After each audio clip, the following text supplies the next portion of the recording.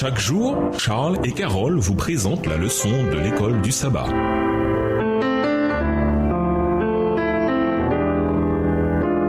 Bienvenue dans votre émission Dieu nous parle. Nous voilà la leçon de dimanche, la nécessité d'une nouvelle alliance. Lisons Hébreux 7, les versets 11 à 19. Pourquoi une nouvelle alliance était-elle nécessaire? Hébreux 7, les versets 11 à 19. Si donc la perfection avait été possible par le sacerdoce lévitique, car c'est sur ce sacerdoce que repose la loi donnée au peuple, qu'était-il encore besoin qu'il parût un autre sacrificateur selon l'ordre de Melchisédek et non selon l'ordre d'Aaron? Car le sacerdoce étant changé, nécessairement aussi il y a un changement de loi. En effet, celui de qui ces choses sont dites appartient à une autre tribu, dont aucun membre n'a fait le service de l'autel. Car il est notoire que notre Seigneur est sorti de Juda, tribu dont Moïse n'a rien dit pour ce qui concerne le sacerdoce. Verset 15. Cela devient plus évident encore quand il paraît un autre sacrificateur à la ressemblance de Melchisédek, institué non pas d'après la loi d'une ordonnance charnelle, mais selon la puissance d'une vie impérissable. Car ce témoignage lui est rendu. Tu es sacrificateur pour toujours selon l'ordre de Melchisédek. Il y a ainsi abolition d'une ordonnance entière à cause de son impuissance et de son inutilité, car la loi n'a rien amené à la perfection et introduction d'une meilleure espérance par laquelle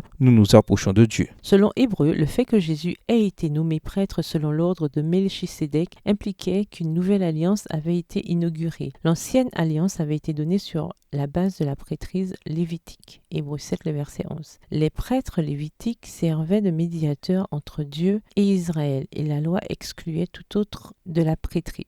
L'auteur conclut ainsi qu'un changement de prêtrise impliquait un changement de la loi concernant la prêtrise, ainsi qu'un changement d'alliance. Hébreux 7, les versets 12, 18 et 19. Le problème avec l'ancienne alliance, c'est qu'elle ne pouvait assurer la perfection. Hébreux 7, verset 11. Paul parle de la prêtrise lévitique et de son service, sacrifices, fêtes, etc. Les sacrifices d'animaux offerts à travers elle ne pouvaient assurer une véritable et totale purification du péché ni un accès à Dieu. Hébreux 10, versets 1 à 4, Hébreux 9, les versets 13 et 14, Hébreux 10, versets 19 à 23. Le fait qu'une nouvelle alliance était nécessaire ne signifie pas que Dieu était injuste avec Israël quand il leur donna l'ancienne alliance. Le ministère lévitique et les services du sanctuaire étaient conçus pour protéger le peuple de l'idolâtrie et aussi pour leur indiquer le futur ministère de Jésus. Hébreux souligne que les sacrifices étaient une ombre des biens à venir. Hébreux 10, le verset 1 dans la version second 21. En lui indiquant Jésus, les sacrifices auraient dû aider le peuple à mettre son espérance et sa foi en l'agneau de Dieu qui enlève le péché du monde. Jean 1, verset 29, référence à Ésaïe 53. C'est la même remarque que Paul fait quand il dit que la loi a été un précepteur pour nous conduire à Christ, afin que nous soyons justifiés par la foi. Galates 3, verset 24, version Colombe. Ou que la loi a atteint son but, c'est le Christ, et maintenant Dieu rend juste tous ceux qui croient en Jésus-Christ. Romains 10, verset 4. En d'autres termes, même les 10 commandements, aussi bons et parfaits qu'ils soient, ne peuvent assurer le salut. Romains 3, les versets 20 et 28, Romains 7, les versets 12 à 14. Ils assurent une norme parfaite de justice, mais ils n'assurent pas la justice.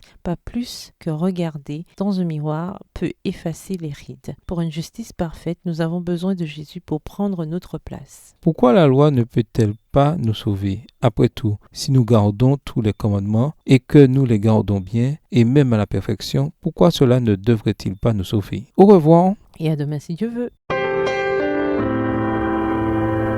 Dieu nous parle. Chaque jour, Charles et Carole vous présentent la leçon de l'école du sabbat.